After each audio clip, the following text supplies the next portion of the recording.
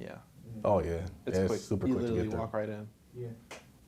So, All right. ready? Okay.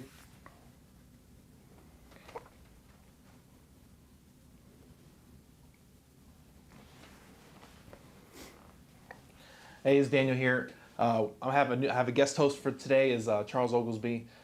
He's done a lot of stuff for the community. I'm going to ask him to give a brief description of what he's done.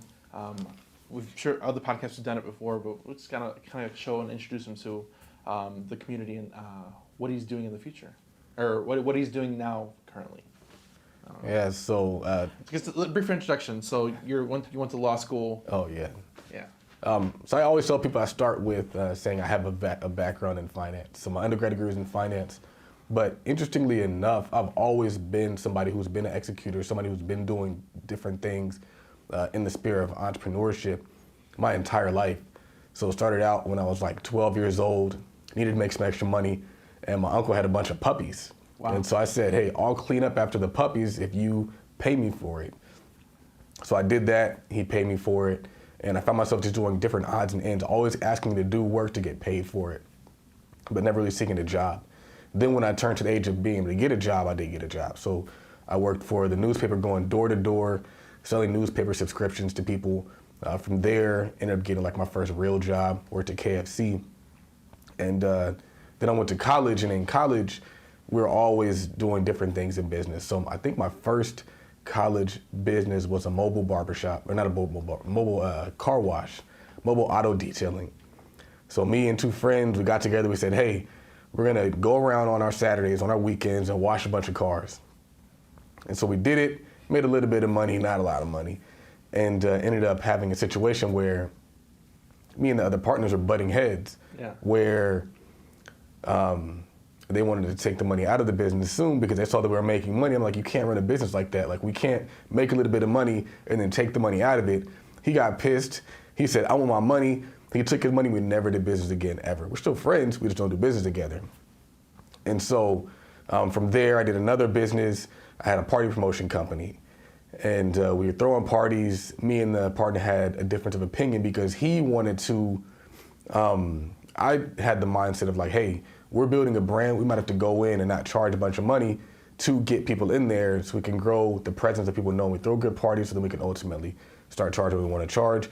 Difference of opinion. Him and I don't do business anymore. We're still friends. I took all of that knowledge and I applied it to what I'm currently doing, which proved that I was right and they was wrong. And there's no hard feelings. It's just a lot of times people, they'll get around you and they'll start thinking that just because they're in your presence that they maybe operate on the same level mentally, and they don't.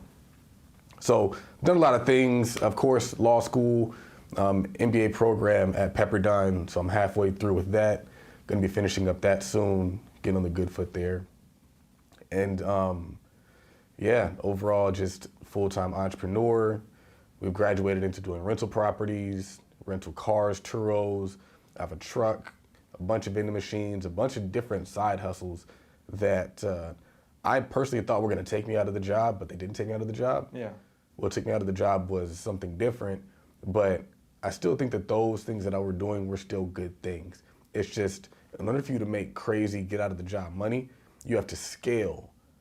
And it's tough to scale if your time's attached to it. So you can only service so many vending machines. You can only service so many churros. I mean, churro, honestly, is one of my favorite business. So churro, I think, would be a good leverage business. And then the truck would be a good leverage, but like those rentals and the vending machines, not my favorite, just being honest. Yeah. The other stuff, I like much better. So what I like about your story is you dabbled in everything. Right. And you've had good and bad partnerships, and you kind of been down that road, and now you know what you're looking for in a partner, if you even want a partner at all. Partner, yeah. Well, I would say that if I do have a partner, I need a partner, and it's kind of where we were going. I don't need you to tell me that it can't work or what's the best way to do it. Let's do it. I need you to help me execute what I already know is going to work. Yeah. I know it's going to work.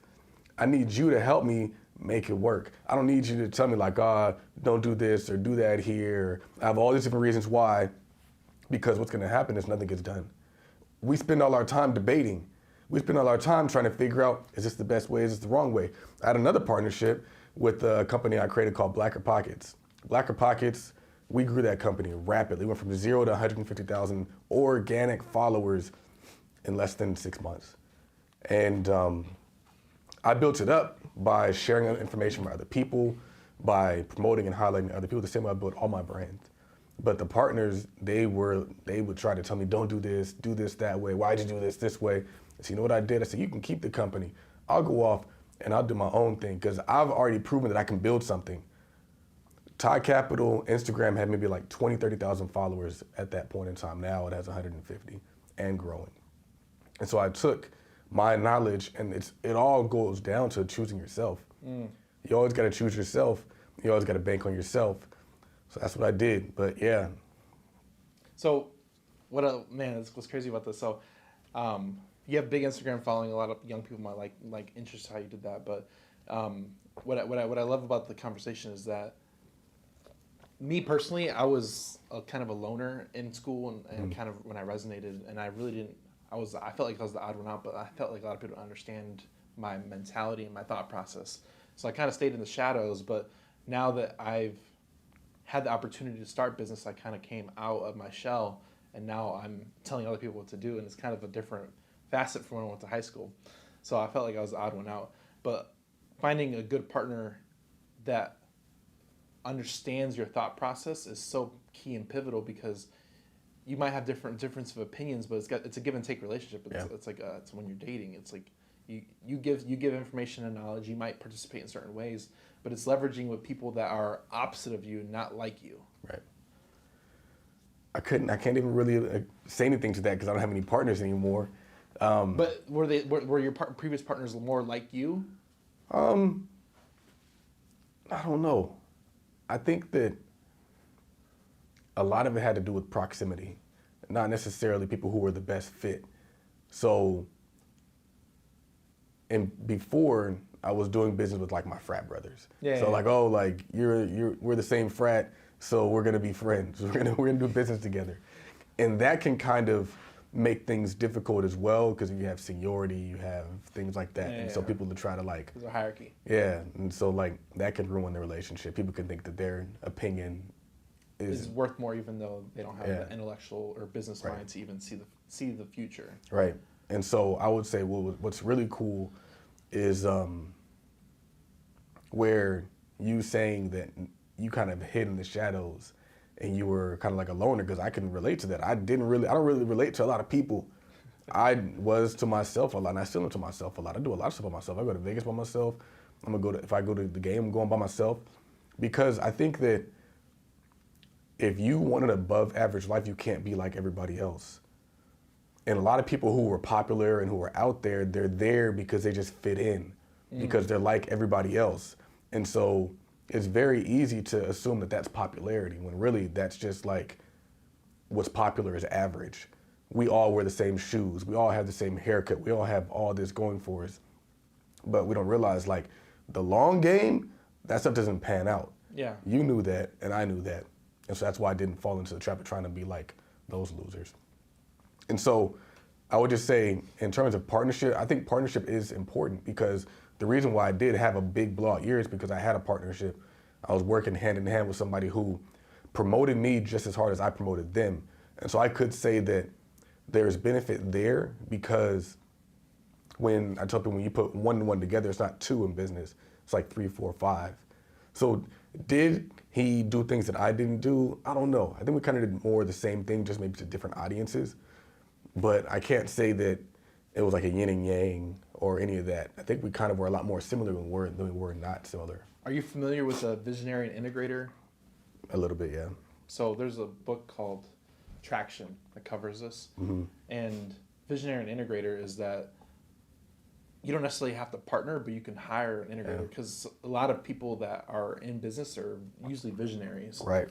So a visionary by themselves is usually nothing, and usually have somebody to facilitate the actual action of business. Yeah. So you either partner with the integrator or you hire them. And that's the beauty of being a business entrepreneur, is that you can hire that position. You don't necessarily have to partner with them. Right.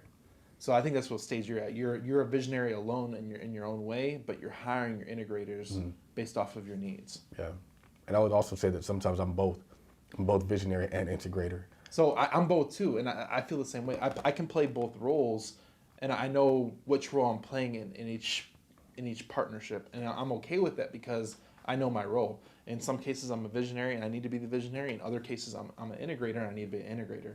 And in the book Traction, it mentions that they're few and far between. The people that can play both roles is very, very limited. It's like my other partner, Anthony. He's a very visionary, but he can't be an integrator, and it's his own thing. And when in that role in that business, I play the integrator. But in separate businesses that I run, I'm a visionary, and I have to play that visionary role. Yeah. So it's definitely, I forget the statistics for it, but the being able to do both roles is rare. Yeah. I don't do both roles because I want to. You don't want to do it. It's out of necessity. Right. It's not a necessity. I do both roles because I bring in integrators and they run off and they want to be visionaries for a competing company.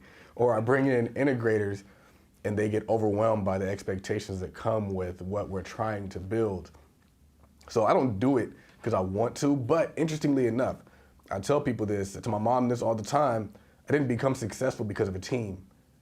I became successful because of me. And then when I was successful, I brought in a team. And a lot of people, they think that the team's gonna make them successful, and they'll never make you successful. I strongly believe in that. Your business might have team members, but it's successful because of you. Yeah. My team is never gonna take you, and I don't know why, I think it's a psychological thing. Maybe it's just an American thing where people subconsciously will not help you get so big that maybe they feel like you're a threat.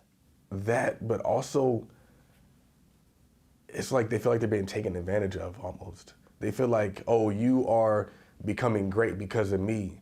And so that's why you gotta show them like, nah, it's like with or without any of y'all involvement, I'm coming for all of this, respect my conglomerate. Like, I don't need you to be there. I don't need anybody. I'm gonna get it done. It'd be great if you participated. And if you do, I'm gonna make sure you eat. Yeah. People were with me getting paid crazy money to do nothing. Not nothing. They were doing something, but like, that's just where we are now. Imagine once we 10X that, then where will you be? Imagine once we 10X the 10X, then where you be. And so people have to understand that when you do, like, everybody can't do what we do, even if they think that they can. Everybody can't be Todd Billy, even if they think they can. And that's not a bad thing. It's not a bad thing. It's like Kanye West said, he said, some of us are earners and some of us aren't earners. And so it will behoove you to get in line with the earner and grow, as opposed to thinking that you got to outdo that person, you got to be that person. And I think that we as a community have to start doing those different things. There's certain things that we have to start understanding that it doesn't make you worse. It doesn't make you not rich to be still Steve Ballmer or to be effing the dudes who are behind Steve Jobs. You're still very, very wealthy. It's self-awareness. Yeah. Self-awareness. A lot of people, they may disregard the person that opens the door at a hotel when you go to a nice hotel, but there's somebody always got to be there. There's a lot of people in this world that don't make it up the ladder, but there's always a position that needs to be filled, no matter what business you're in. So if you feel like you're subpar, there's a position for you if you attach yourself to someone who's a visionary that can take you to the next level. And they'll bring you along with you. It's not even a competition or they're going to put you down. It's just they need your help to get where they want to go. And if you can find the right leadership, even for yourself, you can take your personal and business life to another level just by attaching yourself to that person. I forgot where I was recently, but it was either a nice restaurant or a nice hotel. And this dude got tipped very well. And I was like, bruh, if I tipped you this, and you only worked with me for like 15 minutes, and you could do this 4 times an hour, like, you're probably making some pretty good money. I forgot what, it was when I went to go test drive those cars. So I went to go test drive the cars in Vegas, the Speed Vegas, and I might have tipped him like $100. I tipped him $100. It took him this long to take me around the track a few times. And I was like, man, like, people might not think that you are a boss, but you're making $400 an hour. It's not too many people that make $400 an hour. And so I bring that up because people will sometimes see somebody who isn't at what they perceive to be the top level, and they'll think that they're not doing well. And so we'll see that person who has a cleaners and like, oh, they just own a cleaners. Or they own a little corner store, they just own a corner store. Like, no, like they own a bunch of these corner stores. They own a bunch of these cleaners, and the cleaners doing this much money and this much volume. I bring that up because, again, you can still make a bunch of money being the imagine having the opportunity to be the number 2 at something that's going to be ultimately $1 billion trillion company, and you turn it down because you're like, I just want to be Charles. Like, are you stupid or dumb? Like that's ego, but it's also ignorance. You don't understand how this really works. You don't understand that at Microsoft there was groundskeepers that were making millions with their stock. That at Google, the low-level people are making crazy money. The average person makes $30,000 to $40,000 a year. I'm giving you the opportunity to make 80 doing nothing and just help me grow this. And you're like, nah, I want to make what Charles is making. And that's what a lot of people, they want to make what you're making, not necessarily just a good living. So if they see you making a great living, they're gonna think like, oh, I'm entitled to that. And that's an L. I know a lot of people who are taking L's because they think like that. And so we gotta recondition the mind to understand that it's okay to help somebody build some stuff. It's okay to help somebody become a multi-billionaire because great things are gonna adhere to you. Yeah, just by association. I think one of the ugly businesses that make a lot of money. So I heard about, I think I read a book or online or something that the hot dog stands, they have to pay like a $50,000 a year license just to be a licensed street vendor. So like it looks like an ugly business from the outside, but they're making money. There's a lot of transactions being done, and it's an ugly business. Like, I don't want to be a hot dog guy, but they're probably making bank. What's the margins on that? There's a tweet that goes out often, and it talks about how there's this dude who makes like $20 an hour, and he looks down on the lady who's selling hot dogs. Meanwhile, she sold like 100 hot dogs that day at like $10 a pop, because LA hot dogs ain't cheap. Yeah, so she sells 100 hot dogs, $10 a pop. That's $1,000 a day. This dude made maybe 160 in that day, and he's looking down on her. And so I think that that's interesting because we've been talked out of going into business. Oh yeah. We've been talked out of, we've given up basic things that we could be doing to get jobs working for other people.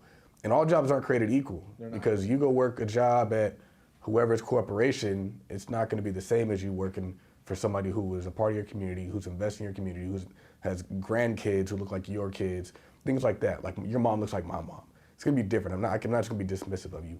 I'm going to see value in you. I'll be bonusing folks out. I'll really be giving. That's why I get so surprised when they be robbing me, man. I'm like, bruh, what more can I do? I've had situations where in the beginning, maybe I wasn't paying them that much, and then I started paying them more and started bonusing them, and you still get the same productivity. Because folks don't want to make what you pay them, they want to make what you make. So that's why you got to keep it under low. You can't tell nobody what you're making. I'm just learning, man. I'm learning. All this business stuff is new to me. I never had anybody do this. So what I like to say is not all jobs are created equal. What I'll say is not all businesses are created equal. Yeah. So sometimes you have to pivot. You pivoted a bunch of times. I pivoted into other businesses. So what was that? What is the turning point that made you pivot out of a certain business because it wasn't for you? Time. Yeah. When I started realizing how much time it takes me to make money in certain businesses versus others, I had to get away from them. Time, energy, focus, you can't get that back. You can't get your focus back, and your focus is invaluable. If I have to get in a car, go pick up some materials, put them in the back of my car, then drive it an hour, and then also have to feel my car driving different because it's lugging all this stuff, which is putting wear and tear in the vehicle. And then I gotta lug it up, get all this sweat, and you're doing all this, and you start looking at like, how much am I making doing this? Because quite honestly, a lot of these vending machine locations are low yield. They just don't yield that much. Or even with the rental properties, you have rental properties where, and everything was a lot better pre-COVID, but you have rental properties and, you're like yielding nothing. You're yielding $200 a door for the month. That's crazy. And then you have tenants who want to argue with you about, I don't got the time to argue. So a part of it is time. A part of it is like just mental. I need a stress-free job in business. so that I'm not out here like going back and forth with retards. So even with rentals, I need higher class rentals if I'm going that. I don't do I can't do it anymore. It sounded like it was fun to get into, but I just can't do it. So I would say a lot of it is time, a lot of it is stress, a lot of it is energy, and also I would say the location. I like money that doesn't require me to be at a certain location that allows me to make money anywhere. With rentals, I can only make money in that spot. With the vending machines, I can only make money in that spot. With the Turo, it's better because I have it at a different location. So it's at LAX, it's at Ontario, it's at John Wayne. I need to put it at San Diego. It's at my actual office and it's at my house. 5 locations I can make money out of. With the truck, it's all over the place. I can make money nationwide. That matters. And once you start realizing those things and how you might be limiting yourself, you stop doing the things that limit you so you can go all in on things that are limitless. Digital products are limitless. I can make money anywhere in the world. The Turo, I had it situated to where it's automated. I can do it anywhere in the world. The truck, I have it where it has a manager anywhere in the world. I like that kind of stuff. That's the kind of stuff that I want to go all in on, because once you get to a certain point, you're not chasing hundreds. Hundreds don't excite me. Thousands maybe might excite me, but like where my focus is, I'm really trying to get to like $1 billion levels. Like that's where I want to go. And it's not even for like the $1 billion stuff. It's just like, why the hell not? Let's just try. So my first business was trucking. So I was in the actual trucking side of it, picking up the load. And I'm like, I tell people all the time, it's like the stars have to align for me to get paid. And that's not good. Yeah. Like when you go to the store, you pick up your item, you get paid for your item, and you walk out. With trucking, you got to pick up the load, traffic, gas, mechanics, fuel, maintenance. Everything's got to align for you to get paid. I'm like, Yeah. I did that for 2 years, and I'm like, I got to go. I can't do this no more. Yeah. It wasn't good for my mental health, and it wasn't good for. I wasn't really making much money, and I was just tired. So watching you on Twitter talking about digital products, I'm like, digital products. Okay. Let me see if I can go that way. And then Hivemind's created digital product. But now that I have the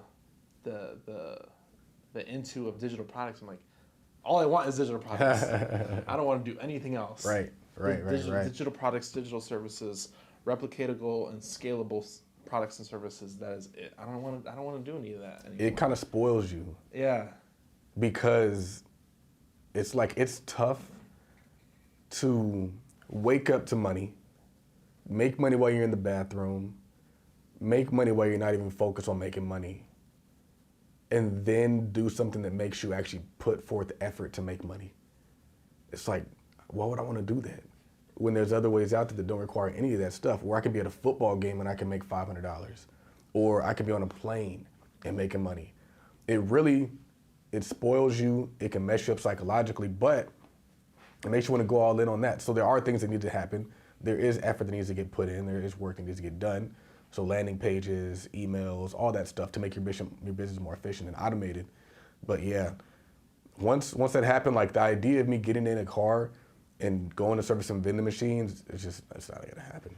So I was laughing because I talked to my wife about this, and she's like, we need to change the oil in the car. I'm like, just take it. Like, you used to cut the grass. I don't cut the grass anymore. Yeah.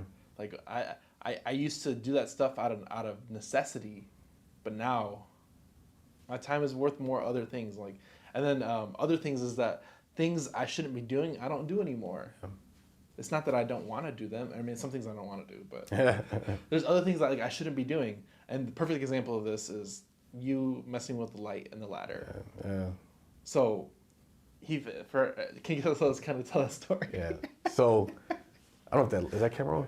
It is. Oh, okay. It's on now. All right. Yeah. So basically, what was I gonna say? Oh, so I got this Ring security camera. I thought it was the man. I was like, I need security cameras on my house. And so I took one out, and I bought a ladder from Home Depot, and I'm getting up on the ladder, and I didn't think anything of it. They're like, don't wear flip-flops on the ladder, dude. Wear tennis shoes. And I was like, I got this. And I think sometimes success in other areas can make you just cocky across the board, which is dangerous.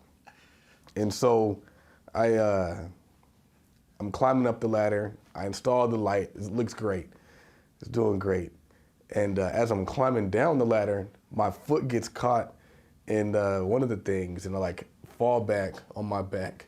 Luckily, this is before we got the backyard done, so it's just dirt. So it really just was more shocking than anything. It was a little bit painful. It was more shocking than anything, but the crazy thing is the ring captured it all. So at least the video camera worked. Concept. But the sad part is, the battery's dead now, and I won't go up there and change it. So now I just got a useless light up there, and I need to change the battery. I'm just like, I'm good on that thing. So yeah. I had a similar ladder experience, but when I was living in Atlanta, we had trees over our property, and I was like, somebody gotta clean the gutters. I'm like, all right, I guess I'll do it. Back when I used to do stuff, and I'm like, go buy a 20-foot ladder. Didn't have one, so I went and bought one. I go up there, the ladder slides. I think I'm gonna fall off the side of the house. I'm like, let me just get down this thing. I'm never going up a ladder again. So as soon as I got down, my heart was pumping. I'm like, nope. And that was one of the realizations. Like, I do not need to be on ladders. Yeah. It's not my skill set. I'm not gonna fall. Nope, not gonna do it. So it was one of those things. I'm like, okay, if the gutters need to be cleaned, I'm gonna hire somebody. Yeah. And then it started going. Grass needs to be cut. Do I really want to spend 2 hours cutting an acre and a half of grass? No.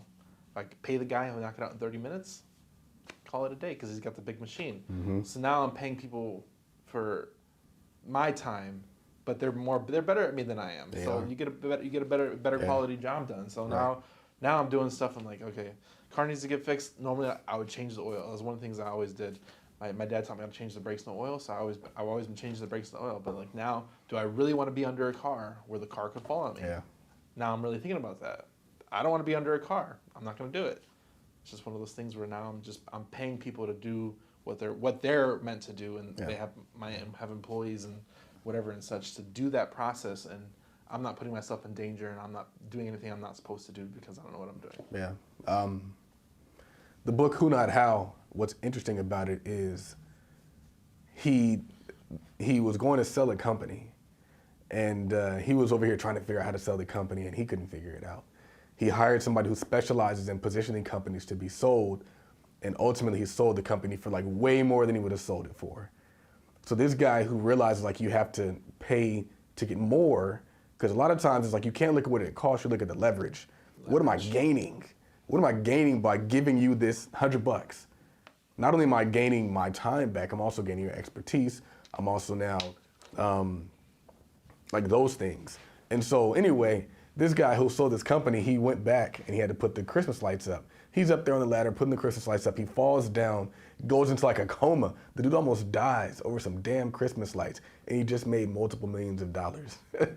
And so he's like, man, it's like you realize that who not how never stops.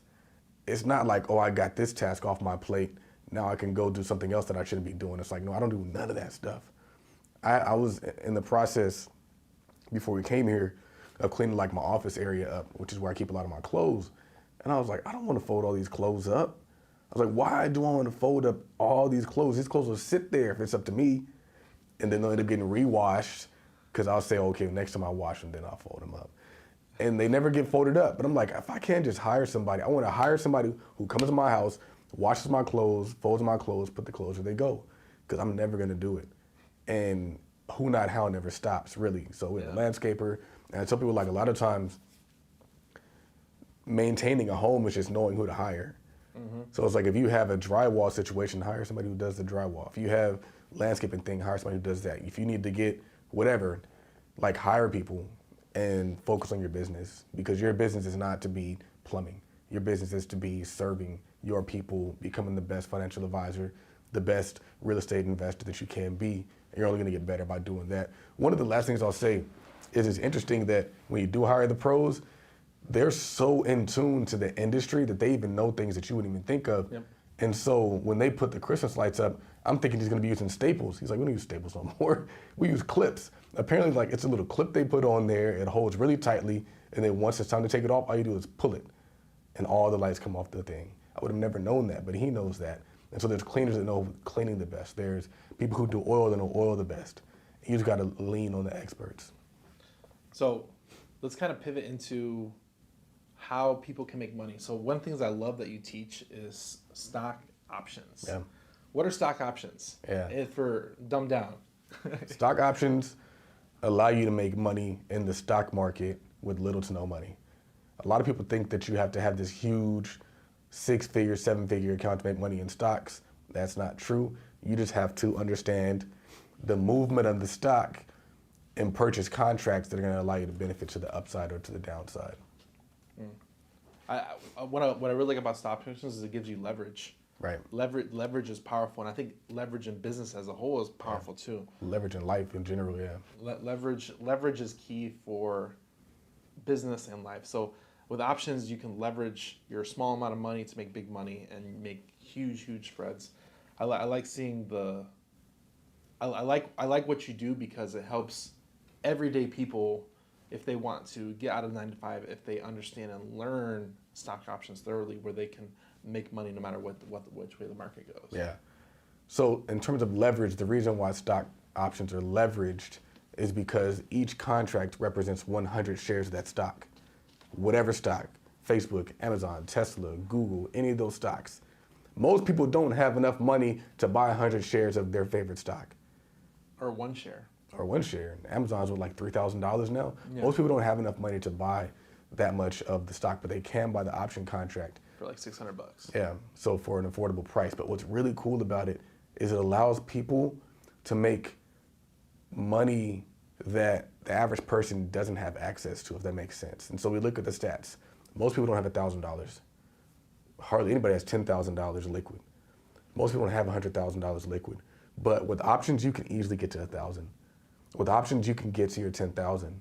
And so we're seeing people make $27,000 in a trade. When I see that, all I see is somebody who just shattered your statistics, because you said statistically they're living paycheck to paycheck. You said statistically that they can't pay their credit cards.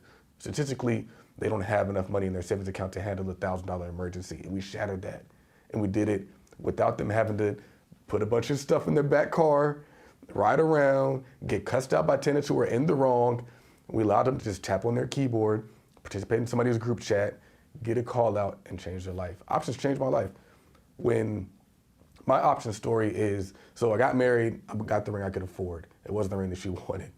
It wasn't the ring that I wanted her to have. I wanted her to have a nice, like, solid ring. But like the way my credit was set up and the way like my income was set up, I wasn't gonna walk in there and try to finance like a $10,000 ring. It just wasn't gonna happen. I just didn't think it would happen. Maybe it would have happened. I don't know. I didn't want to try. Maybe I did try and they didn't approve me. So anyway, I was like, damn, I got to think of a way to get this money by tomorrow. And I just started trading. I started trading options. I ran up $20,000 in options. I'd never had that kind of money. Wow. I took that $20,000, took 10 out, paid for a ring in cash. And they were just looking at me like, damn, like, where'd the money come from? And took the other 10,000. I probably like took care of some credit card debt, whatever. But I never had that kind of money liquid before. Like 20,000 was amazing to me. I felt like I was the man. I was the man. I didn't know nobody. Most people who are around you don't have 20 grand liquid. Yeah. They just don't. And I didn't really realize how big of a thing that was. But options, these days, I'm seeing people with options do it all the time. But what scared me in the beginning is options are risky. And so options, just like you can make a bunch of money, you can lose a lot of money. But you can't necessarily lose a lot of money because you can only lose what you invest. So the thing is, don't invest what you aren't willing to lose. So I want people to have $1,000 positions or lower because the leverage is going to take care of you. I don't want people out there putting 5 grand, 10 grand into options because, like we said, most people don't have 5 grand or 10 grand in general. So why would you be investing that? Preserve that. And then even if you have 5 grand, 10 grand, let's still invest your $1,000 to 500. So that's why those small account challenges are important. And that's why some people can get frustrated because they make a lot of money with options. They start thinking they're God's next thing to the stock market and they start making mistakes. Losing. So that's how I actually met you. I actually bought the options course and I learned how to do that. I think I don't do it anymore. It's not that I don't want to. I just don't have the capacity to do everything. Mm-hmm. So I remember I had like a $1,500 day and I'm like, this is interesting. this is very interesting. And I had like I had like $2,000 in there, and I had a $1,500 day. I just almost 100x. So I'm like, okay, 100% on one day, and I'm like, okay, this is interesting. One thing I feel like, can you talk about like the minimum limit of trading, and because you have to have like $25,000 to be I consider a day trader, yeah. day trader.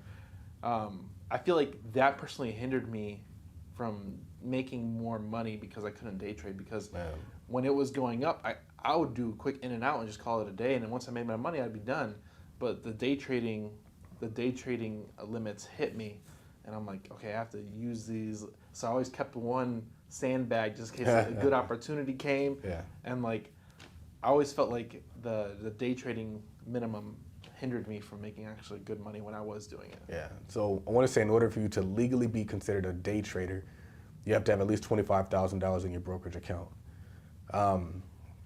If you don't have $25,000, then they limit you to 3 what they call round trips within, I want to say, a 90-day period. I think it's either 30 days. 7. 7 days. I think it's 7. Oh wow. Or I haven't done it in a year, so Wow. don't hold me to it. All right. So let's just say it's 7 days. And so essentially what a round trip is when you buy and you sell In the same in trading the same day. trading day. So what I used to do is I would buy before the market closed and I would sell when the market opened, so that then I could still get around that rule. But if you see something in the morning and you buy it that morning, you're stuck in it until the next day. You never know what it's going to open at the next day. It might fall. It likely will fall, because usually sometimes like the market goes up, down, up. So you have a really good day, you're going to take a little bit of loss the next day. If you take that loss, you're going to feel that loss, because losses hurt in options. Yeah. So small ticks up, you're going to win a lot, because again, every tick is times 100. So if you go up $1, that's $100. If you go up $2, that's $200 per contract. So you got 5-6 contracts, you can do the math. You're up $1,000 of a $1. That's the leverage there. That's where we're talking. $1 can turn into $1,000 with the profit. That's the leverage. But conversely, you lose $2, you might lose 50%, because that's just how hard the option contracts can hit. Just statistics, a lot of things go into that, the Greeks. So yeah, the day trader thing can really hinder a lot of people. There are ways to get around it though. There's different accounts you can use. So Webull allows you unlimited day trades. I want to say it's just Webull that I know of. There might be another one, the offhand stuff that I don't really use that much. But yeah, I know I've ran into that, because one of the worst things that happen is if you do more than your 3, they'll lock your account. Yep, for 90 days. Yeah. They'll lock it for 90 days. Yeah, so then you're just like screwed for 90 days. That wasn't fun. It almost happened to me, and I'm like, I think I bought, when Tesla was going crazy during the pandemic, I'm like, I bought into it, and I'm like, I made like $700 in 30 seconds. I'm like, I'm good. I'm done. I'm out. Use one of my day trades on one of those things, and like, it's when you're monitoring the market and you see opportunity like that, if you have the option to go in and out, it's huge. Yeah. It's so huge. So I kind of miss doing it, but it was one of those things where I'm in California, I get up like at 6:30, and Yeah. it was one of those like up in the morning. That's one of the things that sucks. And now I was telling him, I was like, I get up when my alarm. I don't even have to set an alarm. I just get up whenever I get up. My wife takes care of the kids in the morning, so I just get up whenever I get up. One thing that I think is interesting is you definitely have an advantage when you are investing on the East Coast, Yes. because it doesn't even start till 9:30. You could sleep in and still be good. You could literally sleep in till 8 o'clock and then still have time to really look at what's going on. You could sleep until 9 o'clock if you want. I don't know what time you wake up, but you could sleep in until like 9 o'clock, wake up, and just start working. But if you're smart and you wake up at like 6, now you can go to the gym, you can eat breakfast, you can read the charts, like what's going on. So they have a huge advantage on the East Coast. Whereas if we did that, you'd have to get up like 3 in the morning. Right. And who wants to get up at 3 o'clock in the damn morning? That's just nuts. It doesn't make any sense at all. They definitely got an advantage on that side. I'm pretty sure there are people who do it though. Wait a minute. Crazy people that do this full time. We just part time on that side. Right. We try to make part time money, part time earnings on that side. Yeah. But I think what I look at is interesting seeing what you can do with a little bit of money once you get the education. That's the hack. Education. The education, learning from people who have already made the mistakes before, who have a vested interest in making sure that you don't make those mistakes. So if you go on YouTube, good luck. I know a lot of people go on YouTube, try to learn this stuff, and they fumble around for a long time. And then they go and they take a course, a paid course, and they don't realize like there's a difference between a paid course and a YouTube thing. YouTube is just, here's the content. A course is like, you paid me, let me make sure that you get something out of this. Yeah. Let me make sure that I skip through all the fluff, all the stuff that's not really relevant or gonna help you, and make sure that you get something out of this. And if you don't get something out of this, hey, here's my community. Hey, shoot me a DM. Hey, hit me up. Like, that's the kind of stuff. I don't know when the last time you shot a text message to somebody on YouTube. Like, hey, YouTube person, how do I work this out? They're not gonna respond. They don't care. Maybe if you leave a comment, they will, but that's different. And so I think that the education is definitely important. But man, I tell people, my son won't have a part-time job, but he will trade options. I'd rather him learn that. It's so important. Because it's not just a option skill. It's a stock market skill. It's a life skill. It's a life skill. So you're learning companies, you're learning CEOs, you're learning financial statements, you're learning technical analysis. All these things, they're gonna take you so far. KFC didn't help me do shit. I don't think KFC helped me do anything at all, except maybe learn that I wanted to own a KFC. But I don't use KFC knowledge in general life. I don't use Radio Shack knowledge in general life. I went from KFC to Radio Shack. Then I worked at Sprint. It's kind of interesting how that works. And so I don't want my son to do that stuff. I don't want him to work nonsense jobs. I want him to learn a skill that's going to apply to his entire life, that's going to make him an asset to his community. Because understanding that the stock market, understanding things is going to make him have knowledge that then benefits everybody, not just himself. And so like that's why we have to get into being business owners, being investors, because more people benefit when you're on that side of the column than on the E and the S column, E and S side. You get a lot of different perspectives too, because they have the quarterly calls and the annual reports, and you can go look all that stuff up, see what their projections are. So you can see how business is done at a high level, right, just looking at the reports. And you actually, it's opportunity to get a bigger view. And the only people that listen to that stuff is people that are in stocks. Like, I didn't even know that was a thing until I got into stock. I'm like, they have all this stuff public. You can go to the website and download this. Like, what? But it's just, you lack the information. So I wish they taught it in high school as a whole. Because like I said, it's a life skill. Instead of balancing a checkbook, it's just stocks. The basic stocks, tickers, and all that good stuff. Understanding options. Because like, once you understand that, I think it's the crazy part. Like once your eyes are open to the possibilities, you look at jobs differently. Yeah, they do. You do. I think that's why I've been a terrible employee for the majority of my life. Is because I just see through it all. When I was working at Sprint, I'll never forget. I was working at Sprint and it was a franchise, and the owner used to pull up in a big Lexus. The owner used to just like have all the phones that I wanted. I think his wife worked in the business with me. He'd always take us out on these grand events. And I was like, I want to be him. I don't want to be the person working at Sprint hoping to one day be a manager. I want to be him. And that's just how I've always operated. It's like I just knew I wanted to be the boss. I know I wanted to be the owner. I know I wanted to be the big dog. I didn't want to be the person working for the big dog. It sucks because I want people to not think like that. And that's why, I don't mean like, I don't want people to think they want to be me. It's just weird. It's like people who follow me on social media, they know how I think. And so it's very difficult for somebody who knows how I think to work for me, because they know I'm anti-job, they know I'm anti all that stuff, but I'm asking you to be the opposite of what I am and what I preach. I think you need to direct yourself differently. So it's like, yes, I'm anti-job, but I'm building something here. Do you want to build with me?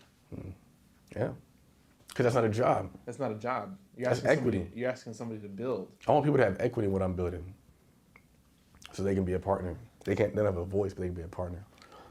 Common stock, not preferred stock. So, and back to stock. So like, what I tell people is like, do you want to build? Do you want to build in what I'm building? Because if I show you the vision, you understand the vision. You want to build with me. I don't know why I wasn't streaming this, man. I'm wilding out. I wonder where I can put this. You want your blue one? I might just lean it right there.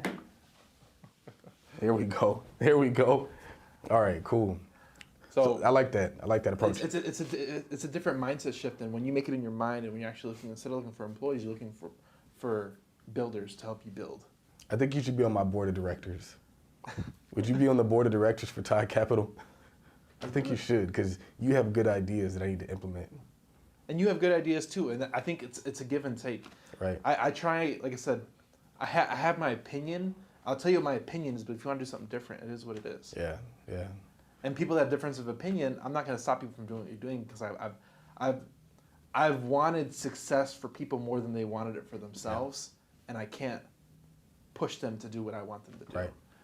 Right. It's more of, I want you to do this. If you want to do it, let's do something. If you don't, all good. I'll find somebody that will. I feel like everybody needs a board of directors. Every company needs a board of directors, especially when you don't have partners. So, and this is the power of getting. So with what we're doing in a business is that we seek knowledge from a lot of high-level counselors that operate business maybe by themselves or with other people, but they understand business in their own niche and in their own way, and they built something big. So I respect their input, even though I might not do what they say. I respect their input, even though, hey, I might not do 100% of what you did, but I have my own twist on that. Right. I'm gonna twist into my own thing. Absolutely. And that was very valuable, and I appreciate that. Thank you. Yeah. Let's go out to dinner. Yeah. It's like you're looking for input, not instructions. Yeah. You're looking for somebody who's going to chime in a little bit to kind of maybe just like give you something in the back of your brain to think about. And it's more of people that they want to see you win, and it's not that they want to partner with you. It's just like, I want to see you win, and I'm gonna guide you and direct you based off of what my experience and my knowledge, but you don't have to do it. It's based off your own decision. There's a reason why these things exist. So board of directors. And that's more acting like big business based off of stocks. Yeah. Big business has board of directors because they need multiple inputs and influence to make sure the company's going in the right direction that represents the shareholders. I need to. Who else should be on my board? Thinking maybe Roy Red could be on my board. Seek advice from many counselors. Yeah. So, I would say that I think options is probably the best side hustle, in my opinion. It is. Outside of that, I love Turo, and I love the truck. The Turo and the truck, everything else, I'm trying to sell it. Trying to sell vending machines and the rental properties. The only reason I like the rentals is because real estate, it only goes up, and I just like the idea of having that empire. I think you have to switch into other types of real estate and not necessarily rentals, because I talked to guys who've been doing land investing for 30 years in Atlanta, and that was a guy we spoke to about earlier. I asked him, like, do you own any houses? He's like, no houses. Like, just office, industrial, and land. And since he's the land guy, everything's negotiable in real estate. So he's negotiated himself into land leases. So since he's the land guy, he's like, hey, I'm selling it for this, but if you give me equity in your business, wow, I'll sell it to you for cheaper. Wow. So now I talked to him, he negotiated himself into a restaurant where he might get paid $1 million a year just by negotiating into a restaurant. Wow. That's that owl stuff. I used to work for a dude, and he used to do some deals like that. That's where you start creating money and creating wealth. And that's just by positioning yourself into the right deal, just by what you have, what you bring to the table. And what you're willing to ask for. And what you're willing to ask for. Yeah. So a lot of people think, hey, this perfect example, I owe taxes to the county. Most sellers think they have to pay those taxes to come out clear. When we come in and solve that problem, we always ask for a discount. Hey, if I'm gonna pay for these taxes, can I get a discount on this? Can I pay half of it? And I'll pay it all right now up front versus in payments. And that's the county will be like, yeah, as long as you do this, this, and this, yeah, you're fine. Boom, ask for a discount. So now we're kind of spoiled as investors because we always ask for a discount on most things. And it depends who it is, because we're not going to ask a discount for people that, and this is where other people support business. Like, I'm not going to ask you for a discount for your product or service. I'm just going to pay you full price because I support you. Whereas other people, if I don't know them, I'm like, I'm going to ask for a discount, watch. And I never pay full price because there's always flex. They're going to give VIPs flex. Let me just ask for it. Yeah. When I was working in the family office, we would do a lot of deals. And that's where you really get the win. It's the little things you can get. Everybody wants the obvious stuff, the cash, the property. But what we would do is we would negotiate things like that. So for example, we did a loan on a vineyard. And within that loan in the vineyard, yeah, we're making our money, but he said, okay, I also want 12 nights at your resort per year for free. And oh yeah, I want a case of wine every month for free. And he just threw that in there, little kickers. They're always looking for little kickers they can add to the deal, like sweeteners they would call them, I think. And so we would do that. Or we would do a deal where we would do like a large scale multifamily development. We would say, I want to keep this unit for myself, always for myself, and I want it clean to treat it just like it's a part of you guys' entire establishment. And he would just get a free and clear unit there. Or we would build a whole tract of homes, and he would keep 3 lots just for his like niece, his nephews. And so I was like, that's how you really start to chunk away at wealth and start to have this legacy of different things you put together just off of different deals you've done. The beauty of that, and they'll give it to you because you're giving them what they want, and if it's just a little, they're going to ask for it. It's an afterthought. So I've heard of people in real estate when they're doing single family, they were like, hey, can I get that gun? Just for the fun of it. They'll just ask for it. And it's something they can like, hey, you can get the gun. I'm like, Yeah. if the person passed away and it's their gun, like, yeah, you can have it. Yeah, Like, what am I going to do with the gun? So like, we always ask for extra stuff. Like if you see opportunity, can I get the boat outside? It's just sitting in the driveway. Like, can I get the boat? Yeah. Like, get the car. There's a guy, one of the guys I follow. He's gotten multiple cars. He's gotten a free boat, cars, guns, just by asking for it while he's doing the deal already. Hey, can I get that? Can I get that TV? It's kind of, and it's just something you don't even think of, but it's the power of negotiation. When you go into negotiations openly, there's a lot of things you can just by asking, they'll write it in for you. Yeah. And even like the lots, like if they build up the whole neighborhood and you get the lots, wait till they finish build the neighborhood and sell off the lots to somebody else. Yeah. And now you get an extra bonus 4 years later. Yeah. After everything's been built, and it's a simple ask. Yep, it's interesting because in that moment it doesn't mean much, but 4 years later it's going to mean a lot. So you got to think the long game too. I think you got a lot of knowledge from the family office. I love your stories from the family office because I feel like they're playing at a different level, and it opened your eyes to what people are operating at. And you can't get in that door. Yeah. You can't ask to get in that door unless you're in it already. Yeah. So there's a lot of things going on that you might not understand, that you're not even privy to, but if you can position yourself to learn that can change your life. Or to at least be exposed to it. Or at least be exposed to it. Yeah. And that's the beauty of opportunity is that and then we'll go back to building. If you partner with me, I'll teach you something that you might know. Even if you might not work with me forever, you might be able to use this information for the rest of your life. Yeah. That'll change your life. Because the power is in the information, not necessarily in the money. Yeah. And the power is in the people, not necessarily in the money. Yeah. People are more valuable than money. Power to the people. People are more valuable than money. So I would agree with that. and everybody's trying to chase the money and the nice watches and the nice cars and all that stuff. But if you can find the right people, the money will come. True that. So what else you got, man? No. Where can people find you? Oh, Yeah. Todd Man. Capital. uh, IG link. yeah. At Todd.Capital. I was actually gonna wear a shirt that had it on there, the at Todd.Capital. But I'm running out of tees. I need to re-up my tees for the new year. I think that's what it is. Because you get a bunch of tees, get a bunch of polo shirts, and then you wash them and they shrink and they fade. I gotta re-up my merch for the whole new year. So I need a bunch of t-shirts, a bunch of polo shirts, and maybe even some long sleeve shirts or some jackets, something. I gotta re-up. There you go. But at Todd.Capital, that's where we at, man. Well, appreciate your time. I hope you got a bunch of value from that. Please check us out. Link in the bio. Apparently, oh man.